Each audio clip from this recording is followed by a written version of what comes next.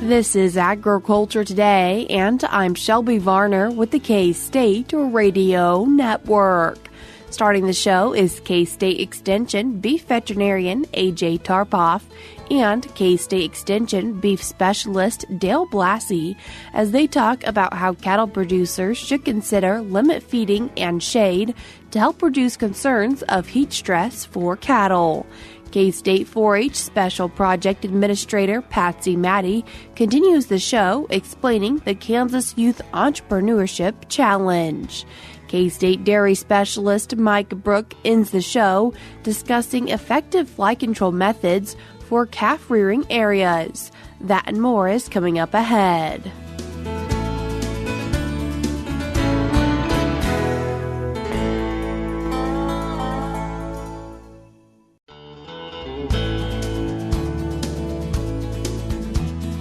You're tuned in to Agriculture Today, and we start our Tuesday show talking about caring for cattle in the summertime with K-State Extension Beef Veterinarian A.J. Tarpoff and K-State Extension Beef Cattle Specialist Dale Blasi. A.J., Dale, thank you both so much for taking the time to join us today.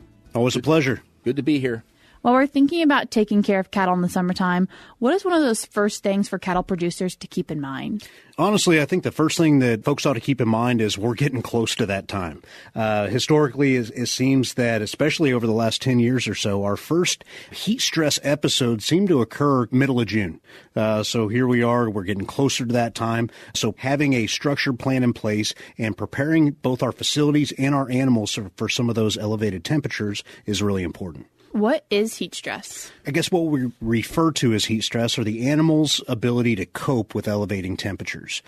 Cattle want to maintain their body temperature. If they get hot, you and I, we sweat, right? If it gets hot, we sweat. We use evaporative cooling. Cattle do sweat, but they just don't do it at a lesser extent compared to other species. So what they have to do is we'll see them panting. They'll elevate their respiratory rate. They'll start to pant, similar to like a dog panting, that the moisture in their tongue and their lungs, they breathe out some of that heat. So we will see some of those things, but what it does physiologically to those animals is they go off a feed. They're trying to maintain and cope with that behavior. They stop moving around as much. So we alter behavior, we alter physiology, we alter what those animals are, what we're asking them to do. So it is a kind of a detriment to our cattle production and for the welfare of those animals. Is limit feeding then something producers should consider to hopefully reduce the chances of heat stress, Dale? Yeah, from some of the earlier work that Dr. Tarpoff and I did, we saw that combined with shade, limit feeding reduces the amount of roughage in the diet, and associated with roughage is an increase in the heat of fermentation. And so that's just that additional stressor on the animal to assimilate that fibrous material and convert it. It just elevates the animals. It has to deal with that added heat produced from the fermentation of that feed. What are some different factors you looked into when it comes to limit feeding for this research? First of all, we reduced the amount of roughage in the diet, going from, say, 40% down to 13% in the diet. So there's a lesser amount of roughage to contend with. It's much more highly digestible. It's about 60 megacals per pound of feed. And as a consequence, it's more highly digestible, and the animal simply eats less. And so there's also a reduction in the manure that's produced. So there's a lot of combined factors that go with that, and it paired up quite well with our work that we had accomplished here in the last couple of years. Why do we care about it being easily digestible when it comes to summertime? Well, roughage is a diluent, again, because of the lower digestibility component of that roughage. It's something that does produce the heat as a consequence of digestion, and limit feeding affords us another avenue to predict animal performance much more precisely than providing a lower quality roughage. And again, the heat issue produced during these stressful summertime temperatures that we experience is just another additive factor that our animals must contend with. What is something else we might want to consider when it comes to summertime for cattle? Another option is shade. I know a lot of producers have questions about utilization of shade, constructing some shade structures on their operations, especially if they have some type of confinement feeding operation. Whether our backgrounders, some of our feedlots in eastern Kansas specifically, are starting to invest and kind of at least have a further conversation in utilization of shade. In some of the work that Dr. Blasi and I were doing, yes, limit feeding, reduce some of those impacts of heat stress. We measured panning scores as an indicator of heat stress, and limit feeding reduced panning scores. On top of that, what we found is shade works independently from limit feeding. So you can use it as a standalone, you can use it separately. All of these functions still work independently, which is good. So we can use several of these things together to get the maximum effect. But shade by itself, we reduce panning score. Okay, we increase comfort of those animals, but we also increase performance. So those animals, whenever we have, grow them under shade in eastern Kansas during hot summer months, and we have 2 years of data to support this, that we improve the daily performance, the average daily gain by 7%. They're more efficient. So out of each bite and each pound that they consume, they actually convert that back to carcass weight at a greater rate. So all of those regular performance parameters we look at, weight gain, average daily gain, dry matter intake, all of that is improved. On top of that, we get the added benefit of reducing panning score. So those are all the big benefits. Now, shade, it is an expense. I talked about all the positives, and yes, there's quite a few positives when we look at the economics there, but it is an expense and an investment into an operation. If folks are looking at shade utilization, some rough rules of thumb on what we expect is about 15 to 25 square feet per feeder animal. If you start thinking about it, a 4x8 piece of plywood, less than that. So we're not asking for an extreme amount of shade to be able to see some of these positive attributes. Other limitations is if we have those shade structures, if they're too low, they can actually be more detrimental. They'll hold humidity in underneath them and don't allow for the winds to be able to pick up. So my basic rule of thumb is if you need to be able to fit heavy equipment underneath to be able to scrape and clean those pens. So that's kind of where I set the standard is if we can be 12, 14 feet off the ground to be able to allow and to be able to capture some of the air movements that naturally come through over a feeding area. But we can still have ease of access to get underneath it, clean easily, do anything we need to within that pen condition. If you're building a larger structure, something to consider is we like to orientate those shades north to south. So as the sun rises in the east and sets in the west, it actually changes where that shade is during the day. So we don't have a buildup of manure directly under that shade structure. It'll improve longevity and improve that pen floor condition. Dr. Blasi alluded to it that limit feeding reduces manure output. That manure-covered pen by itself under the hot summer sun can get upwards to 140 degrees Fahrenheit. Okay, so, having shade at the surface. And those of us that have been out, just walking through a pen, if you feel the heat up through your cowboy boots, then you feel that heat. Well, when we can reduce that environmental load of heat, our animals experience less of that thermal stress. And that's really what shade comes into is we're providing some of that relief so they can do what they do best, and that's produce beef. The other big thing is the reduction in water consumption from both shade and limit feeding as well. And so with the concern of water conservation in Kansas, this is one other component part that really helps us build a strong story for animal comfort as well as more efficient use of our resources. In this study that we're referring to, when we had limit-fed animals under shade compared to, kind of our traditional higher forage rate and, without shade, we had close to 2 gallons per head per day difference in water usage. So when we extrapolate that out, some basic cowboy math I ran a little while ago is if I'm going to feed 500 head for 100 days during the hot summer sun, just a background, during that short backgrounding period, we're on rural water out at the stocker unit here at K-State. So that's a tangible cost. 500 head for 100 days with that cost savings was saving about $1,000 off a water bill just during those, little over 3 months during the summer. So that's another tangible cost and something else to consider when we're trying to consider what's the best option for me. Don't forget about water in that equation because that can be a major cost and something else that we can plan for the future. What are some other considerations when it comes to keeping cattle safe, hopefully still eating in the summertime? I guess monitoring is something that I would recommend for everybody. Is, I mentioned having a plan. I really hope everybody in the state of Kansas uses the Kansas Mesonet service. We have a fantastic animal comfort index that can be found on the Mesonet website. We also have a 7-day forecasting tool. So if you're going to implement some plans whenever some of these heat events are coming up, we can plan ahead 7 days in advance now, put our plans in place, and best prepare our animals and our operations for when they happen. In preparing operations, is maybe changing when your animals are getting fed something important also? Yes, and there is some limited research specifically on the feedlot side, but in fact, we are in process of implementing a study to look at feeding in the morning versus feeding in the latter afternoon hours. And why does that matter? Well, by shifting the heat of fermentation into the evening, early morning hours, when the ambient temperatures are much lower, it allows that animal to do a much better job of dispersing that heat accumulation. The basic idea is we don't want to compound all of these heat-generating events throughout the entire day. The hottest that animal's going to be is actually later in the afternoon. The heat of fermentation takes 4 to 6 hours after they consume that feed. They're accumulating heat throughout the day. Maybe we have a heat-generating event. We have to weigh them, process them, implant them, move them to another pen, whatever that might be. That's a generating event. So if we can spread these out as much as possible, they don't compound on top of each other. The basic idea is if we feed later in afternoon hours, we are taking that heat of digestion to a completely different period of the day, so it does not compound with some of those other heat generating scenarios. So that we're working on that right now. Hopefully we'll have some good results to be able to share with the producers of Kansas so they can make better decisions to be able to care for those animals on a daily basis, especially during those summer months. That was K-State Extension Beef Veterinarian A.J. Tarpoff and K-State Extension Beef Specialist Dale Blasi.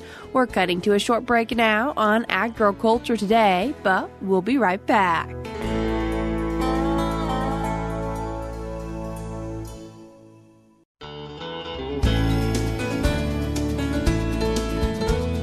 You're tuned in to Agriculture Today, and we continue our show talking about the Kansas Youth Entrepreneurship Challenge with Kansas 4-H Special Projects Administrator Patsy Maddy. Patsy, thanks for joining us today. Good morning. Nice to be here. Patsy, can you tell us a little bit of the background and history of the Kansas Youth Entrepreneurship Challenge? The Kansas Entrepreneurship Challenge started back in 2013, 2014. And across the state, there were 48 participants compared to, I don't have the 2024-25 total numbers, but in 2023-24, there were 1,159 participants across the state of Kansas. And so these are, the Kansas Entrepreneurship Challenge is held in Manhattan, and it consists of winners from YEC Youth Entrepreneurship Challenges that happened across the state. So the winners are eligible to attend the Kansas Entrepreneurship Challenge in Manhattan. What is this Entrepreneurship Challenge? This is an opportunity for our youth, and they are ages 6th grade through 12th grade, to put together a business. It can either be a conceptual business or an existing business, but they need to put together an executive summary, their financials, who's their target audience, what is it going to cost them to put their product together? Is it a service? Is it a product that they're going to sell? A lot of them will do an assessment of their community to see what the need is, and they will try to put together a business to fill that need, because we don't need like 10 dog sitters across the town. So they try to find a need in their community, and then they build a business around that. What are some different plans you've seen put together? On the ag aspect, we've had some really neat projects that the kids have done. This last year, we had La Roche Layers, and that was a business where she put together her poultry and is selling eggs to customers locally. There have been drones that take pictures of real estate, etc.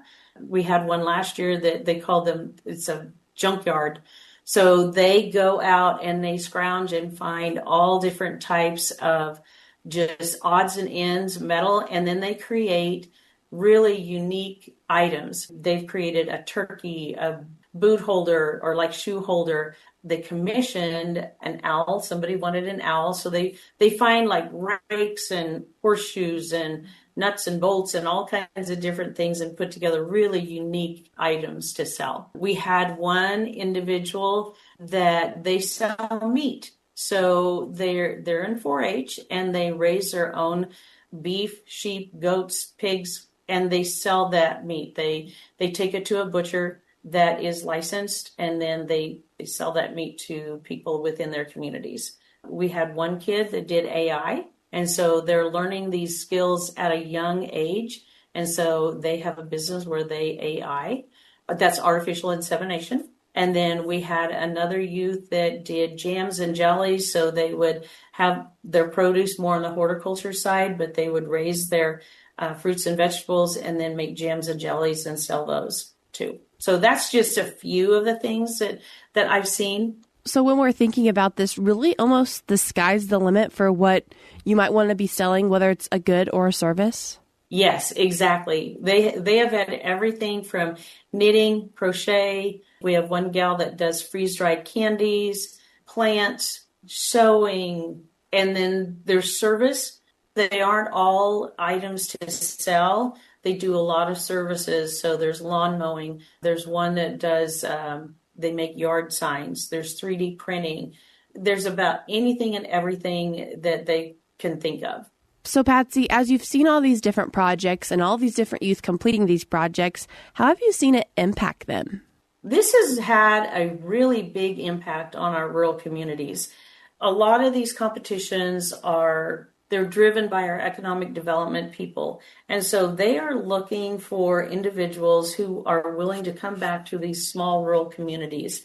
And that doesn't mean that the kids have to be in a rural community. These competitions are held across the state in all different sizes of towns. But what they have seen is these youth, they assess the need in a community. They'll go out and try to find something that is missing in their community, and they'll put together a business that they think that will work. And a lot of these youth have put this into play. They are actually making money at their business, and they're serving a need for their community. So they're actually building a career for themselves at a very young age. And it has given some of these youth a career pathway. They have decided that this is something they really enjoy doing, and then they will go ahead and go to college or a trade school and get a little bit more education on what they're doing. And then they are ready to hit the road running and make money at their business. Do participants of the Entrepreneurship Challenge have to be involved in 4-H? No, they don't. In fact, the biggest majority of youth that participate are just youth in their local schools. We do have some homeschool youth that also participate. If there's not a local competition, they can submit, we call it a wild card entry. And so they submit a video and their executive summary, and then they are judged, and we select 15 wildcard entries that can come. So even if there's not a local competition, these youth still have an opportunity to participate. So you don't have to be a 4-H member, but we really are encouraging our 4-H youth to participate. K-State Research and Extension is a funding partner with Network Kansas. This is the 3rd year, and we're just excited to continue and make sure there's an opportunity for our youth out there. In April, we had the Kansas Entrepreneurship Challenge. So we're wanting to talk now to maybe get you thinking about if they want to do this Entrepreneurship Challenge, but also an upcoming summit for adults if they want to help put on a Youth Entrepreneurship Challenge for people in their community. And what event is coming up? We are getting ready to hold the YEC Summit is what it's called. It will be held in Manhattan at the College of Business building. And this is for all of the local extension professionals, economic development people, chamber people. Our regional coaches come, and Network Kansas will be there. K-State Research and Extension will be there. And this is an opportunity for those individuals to network with each other and learn from each other what worked, what didn't work, what improvements do we need to make, are we missing anything? And then we also pull in guest speakers to come. KYVEC, which is Kansas Youth Virtual Entrepreneurship Challenge. That's another competition that the youth can participate in. They don't do anything in person, but they submit a video about their business. And so that's another opportunity for our youth. A lot of these competitions, especially Kansas Entrepreneurship Challenge, have money behind it that back up these kids. So some of these youth that earned the exemplary winning award, they walked away with $2,500. And then if they got other awards as well. So it helps them. They take that, they put that back into their business so that they can continue. But this is an opportunity, the Youth Entrepreneurship Summit. It will be held in Manhattan again on June the 12th. Registration deadline is June the 7th. And so it's just a day, starts at 9:30. We end at 3 o'clock. But once again, a day where individuals that participate can network with each other. If there's a person who's listening who's an adult volunteer or maybe a parent of a youth who they think would be interested in this event, does it have to be an extension agent, or are they able to maybe help encourage their community to put something on like this? No, it can be anyone. It would be awesome if we could have a competition in every county across the state of Kansas. That would just be amazing, because we want to make sure we are giving all of our youth an opportunity to develop businesses and develop a career pathway for them. So it is actually open to anyone. We just need to get your registration in and then come and network with us and see if that is something that you could help your community get started. If people want to find out more information about this YEC Summit or the entrepreneurship challenges in general, how can they go about doing that? All of the information is located on the College of Business Administration, the K-State website. So if they would just Google K-State College of Business Administration, KEC, that page will pop up, and it has the information about the summit on it as well. Patsy, I appreciate you taking the time to join us today. Thank you. It's been fun. We are hoping that we will be able to increase our participation. Next year, we continue to grow bigger and better, and that's kind of the goal. And we're just excited to have an opportunity for these amazing youth to showcase their businesses. That was Kansas 4-H Special Projects Administrator Patsy Maddy talking about the Kansas Youth Entrepreneurship Challenge and the upcoming YEC Summit on June 12th, which registration for that is due June 7th. I will put a link in today's show notes on acttoday.net if you would like to find out more information. We're cutting to a short break now on Agriculture Today, but we'll be right back.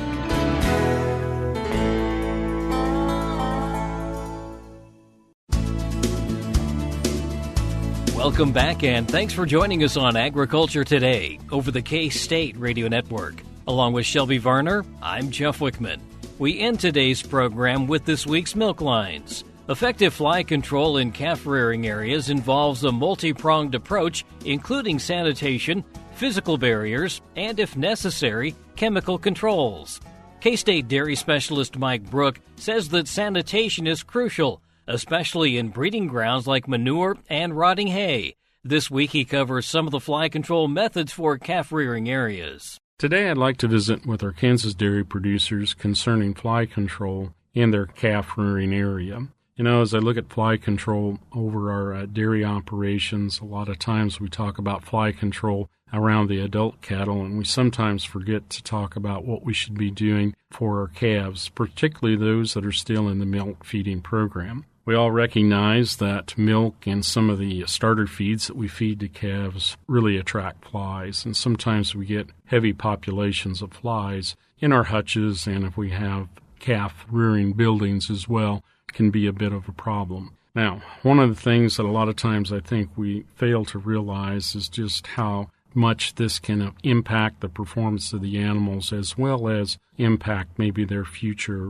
production if they are heifers. You see the stable flies, which are biting flies, and we deal with those during the early part of spring and summer. They tend to feed on the underbelly of the animal. They will get back close to the teats and get on the teats and will cause tissue damage to those teats on the young heifers. This may lead to blind quarters later on, and research studies have shown that we can also spread mastitis to those tissues as well. So what do you need to do about control of flies around your calves? Well, number one, it's going to take a multi-pronged approach to probably be effective. So one of the things you need to think about is where will the flies come from that might be moving into your calves? If you have trees, particularly cedar trees that are located fairly close to the hutches, a lot of times flies move from those areas into the hutch area. So traps that are located between the trees and the hutches may be very effective in taking out a lot of adult flies and prevent the buildup of larvae in that area. Secondly, you need to think about sanitation. If you're in calf hutches, one of the challenges we have is the bedding and the manure that the calves produce, particularly if they have diarrhea. So we get a wet area that can make an excellent place for flies to lay their eggs and for the larvae to develop. Making sure that we clean out in between calves is another way that we can control the larvae that might develop in that bedding material. Second thing that you need to think about is whether or not you need to use chemicals to control flies around the calf hutches. That means that we use chemicals that will be residual, will stay onto the hutches and other places where the flies might land and transfer the chemical to the fly and control the fly that way. The other thing that we might consider there would be larvicides as well. If you're using a larvicide with lactating animals and adult animals, you should also be feeding a larvicide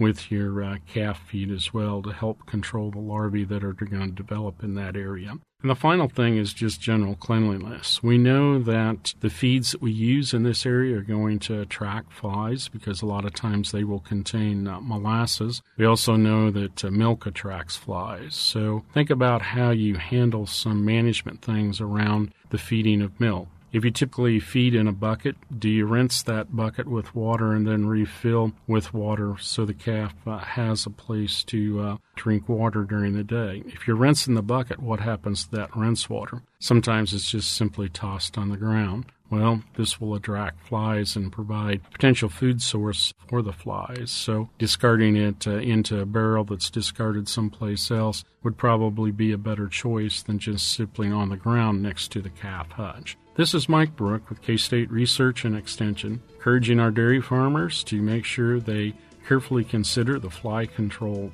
products that they're using around their calves and making sure that they use a multi-pronged approach to control flies this summer. Thanks, Mike. And that'll do it for this edition of Agriculture Today. For Shelby Varner, I'm Jeff Wickman. This is the K-State Radio Network.